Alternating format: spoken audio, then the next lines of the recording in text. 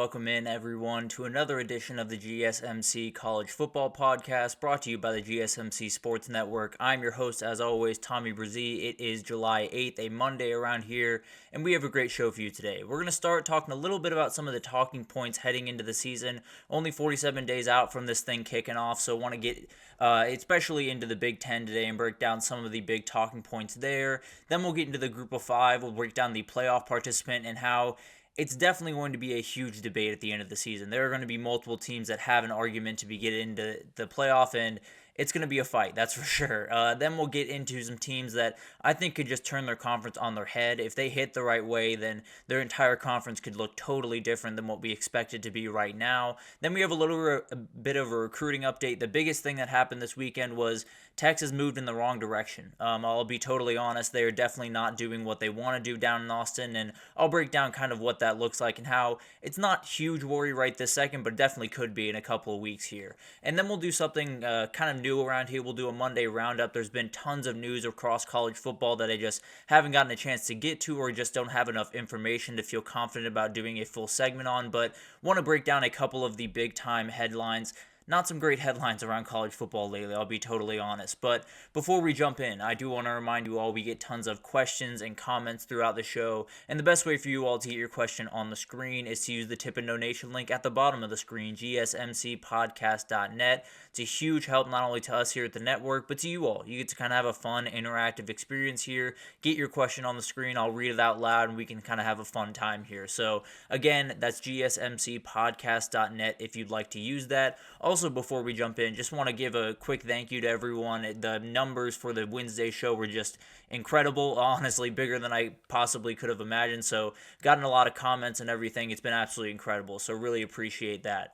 But let's jump right in here and let's talk about all the talking points heading into this Big Ten season because we're only 47 days out, a little less than 7 Saturdays from this thing kicking off, and I am counting down to week 0. I want that to be known because week 0 is when college football starts. I understand week 1 is when everything gets into full swing, but when you have a game like Georgia Tech against Florida State and Ireland in week 0, that's the day I'm going to count down to. I'll just be totally honest, but tons of things that we still have to figure out about this upcoming season. So throughout this week, I'll likely go conference by conference. I'm debating on whether or not I want to do another day of Big Ten tomorrow because I got 4 questions here or 4 talking points here, but not necessarily remotely covering what all I wanted to cover in this conference. So we'll decide in probably at some point today, and you'll find out tomorrow if I want to continue this on. But let's jump into this thing, and the biggest one that I want to break down first is the Michigan quarterback situation. This could be one of the most important things to happen in all of college football, frankly, because this is going to be a good team. Everyone that is hoping that Michigan is going to fall off a cliff after last year, I wouldn't hold your breath. This is going to be a good team. They're going to be a team that is going to be able to run the ball. They're going to be able to play really good defense as they have for quite some time up there in Ann Arbor. That's never going to be a real issue as long as Sharon Moore is in town, as long as Jim Harbaugh was in town, but same regime, same type of Michigan, at least in terms of approach. So there are a ton of things that kind of make this go sideways, and the quarterback position is likely the biggest one, right? That's the biggest question going into this year because when you have someone like J.J. McCarthy walk out the door, he didn't necessarily light the stat sheet on fire. He didn't necessarily have games where he had 5 passing touchdowns and 300 yards passing, anything crazy. He also didn't need to. It was about running that offense at an efficient level, and whoever does that the best is going to be the starter long term. And the funny thing about this one is I think we'll learn some throughout fall camp, just kind of figuring out, does someone separate themselves from the other? Because it's really an Alex Orji, Jack Tuttle race. That's the 2 guys that you have to watch in this. And I don't think it'll really be decided until week 2. I think that Texas game is going to be absolutely huge because the reality is their first game is not going to be too tough. I mean, Fresno State's a good team. You'll learn a little bit about these quarterbacks, but I do think you'll see both of them, and I do think both of them will play really good football, to be totally honest. What they do against Texas will define the rest of the season at that position. I think Alex Orji will likely be the guy that trots out for the first drive of the first game and the second game against Texas. what he does from then forward is going to be huge, because this Texas back end is no slouch by any means. It obviously was a place that you could attack them last year, and maybe it is to a certain degree this year, but there's so much experience on that back end for Texas and a really, really good corner in Manny Muhammad that I think is going to have a huge year. So a couple of mistakes, they turn to Jack Tuttle, maybe he moves it just a little bit more efficiently, and Alex Orji's out the door, and that's the end of his time at or not his end of his time at Michigan, but end of his time as the starter at Michigan. So it'll be a fascinating thing to watch. I think Texas is the team that will define this quarterback situation. Will Alex Orji tear Texas apart and do some really incredible things? Will he move the offense the way they need to? Because it's not going to be easy, that's for sure. And whoever handles that game better is likely the guy that you'll see starting for the rest of the season for Michigan. I tend to lean that it's going to be Alex Orji, but Jack Tuttle is going to have plenty to say about this. I can almost promise you that. So that'll be a very interesting thing to watch through fall camp and then into the first couple of weeks of the season. But the other one I want to get into is another quarterback battle, or not much of a battle, really. I think Will Howard is going to be the guy at Ohio State, but how does he, take over this offense? Is he going to be the guy that entirely just takes this offense by the throat and really just controls the college football season? Because I've talked about this a little bit before, but Will Howard can outright ruin this college football season in the nicest way possible. He could be as good as really anyone in the country, and if that's the case, it's over. They're going to be in the national title. They're going to be facing off against whoever finds their way there. But this team is too good all over the place for, if Will Howard falls into place, for them not to be in that position. So I think that's the big thing here. And one of the other big things, obviously, Chip Kelly coming in, new offense to learn. It is a QB-friendly offense. There's no two ways about that. He does put his quarterback in really good positions 90% of the time.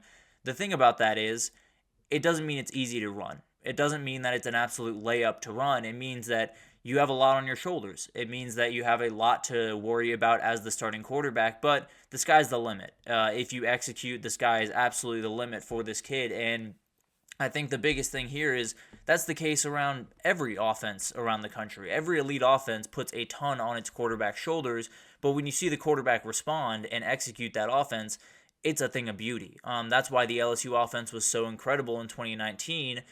Joe Burrow took it by the throat and understood that this was his offense, and he executed it to one of the highest levels I've ever seen in college football. So if Will Howard can pull that off, he can unlock what he was at Kansas State in that 2022 year where he was just remarkable and led them to a Big 12 championship. And if he does that, then this team is going to be nearly impossible to beat. I'll be totally honest with you. But then I want to get into Oregon's defense a little bit, because this is a really good defense. There's no two ways about that. They did great work in the portal, adding some guys that not only are very talented, but have played a lot of really good college football, which is obviously the most important thing when you're breaking these down. And the thing is, Oregon had, I think, the number 33 defense in the country last year in terms of points per game. That's really good. That is right where you need to be, at least if you want to be in the conference conversation for the Pac-12 and possibly make that playoff type run like they did a year ago. You got to be better than that in the Big Ten. I'll just be totally honest. There's going to be some defenses where even an offense like Oregon's that is going to be so high-powered and incredible and probably score more times than they don't, there's going to be times when you're stifled because Ohio State's defense is so incredible, because Michigan's is so incredible, because Penn State's is so incredible. There's going to be times in the game where your offense just can't quite get it going the way that you want. Maybe it's to start a game, maybe it's in the middle, who knows, but your defense has to match that. And it's not like these Big Ten offenses are going to be easy to deal with. Michigan's run game is absolutely insane. Ohio State, top to bottom, is ridiculous. And if Will Howard executes, it's going to be really hard to stop him. So there's a lot of things going into this year. And Oregon's going to be a good defense. There's no two ways about that. I have zero questions about them being at least a top 30, top 25 defense in the country. I think if they want to win a national title and do some of the things that they want to do this year, they got to be top 15, top 10. And I think when you add guys like Jamari Caldwell, Jabbar Muhammad, and a number of others that they added to that defensive side of the ball from the portal, you're going to be more than fine. But taking that next step is going to be huge for them. And I think they definitely have the guys to do it. But we'll find out, early on in the season. are they a team that is going to take that big time step forward on the defensive side of the ball and not just have to win games via shootout with Dylan Gabriel putting up crazy numbers, but be able to win some slugfest against Ohio State or against Michigan or against some of these bigger teams that are going to be hard to score on regardless of how good an offense you have. So it'll be fascinating to watch that. And then finally, I want to figure out the defining out of conference game for this conference, and everyone's going to point to Texas Michigan. And I fully understand that. That's going to be an incredible game. Two elite teams, both off what has been their best season in quite some time. You know, Michigan coming off a national title, Texas coming off a playoff run, first 12-win season since 2009. So a lot of juice around this game, but weirdly enough, I think this game could go any number of directions. The only way that I think I would drastically change my opinion on either of these teams at the end of the day is if Michigan wins a shootout in this game. I think if Michigan and Texas go 42-38 and Michigan wins a game,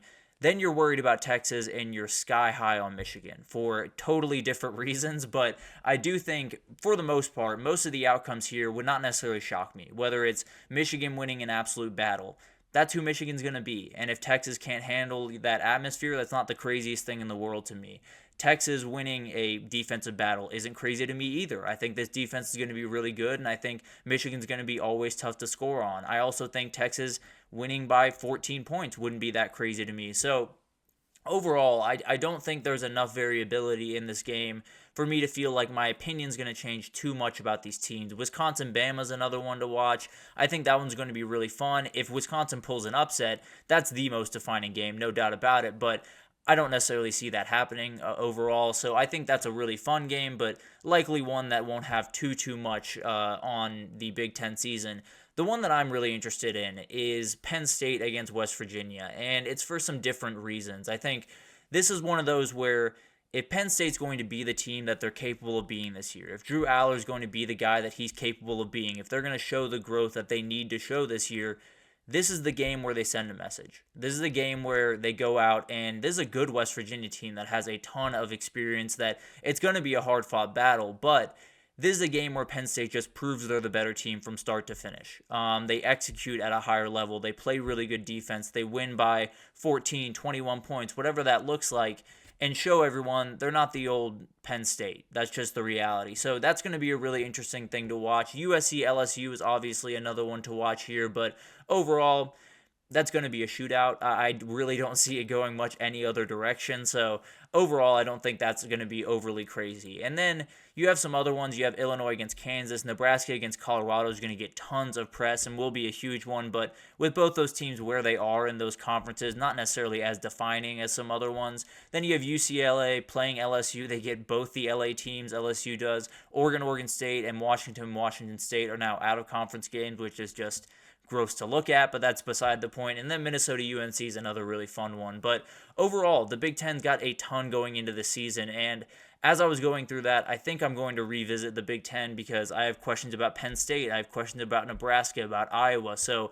we got to get to all of them, and we'll break that down throughout the week and maybe just kind of work our way through the talking points through the next couple of weeks in the Power Four. So that'll definitely be something to be on the lookout for. But after this break, we are going to break down the Group of 5 playoff participant. We're going to get down to the top 5 teams in terms of odds, break down how they could make this type of run, and how there's almost definitely going to be a logjam up at the top, and figuring out who's going to go is going to be not an easy task by any means. So we'll break that down right after this, so stick with us.